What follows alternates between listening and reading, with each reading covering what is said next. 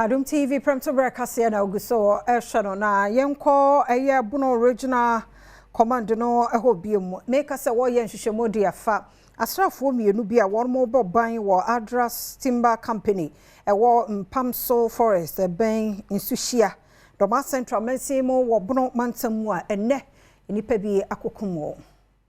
Bono Regional Police Command ne ahyenhwehwemu ase ede afa security guards bi omanfo bi ekodi wonmo ewu a na odi wonjuma ewo Adras Timber Company no ewo Mpamso kwainum eno ewo Doma Central mensini mo Bono mantam no emu we ena posifo enkrata beto monten so a Chief Inspector Thomas Akila ono ye kasamafo de ma Bono Regional Police Command nsahyasie akyerese asemi esi ahene membosome ne deto so edununsia afimu a wabra emema bese ahenuma yesusu se wonmo de enuetwemfa kwampa so ena wonmo eya ebra wonmo ekobupie mu ewo be ya okodi ewi na wonmo ekura enkrante etuo ene akodi bia eka ho ene nipa mienu ya wonmo tinananom ensidi ne sani aliyu odin finhia no eduasa enan ena afi Ibrahim Musa odin finhia no eduasa enum ebra posifo eti asemi a okobupie mu ewo ho no ohunu se nipa mienu emu eda honom a etuo ahodo no wasane ediegu wonomo emu enye nko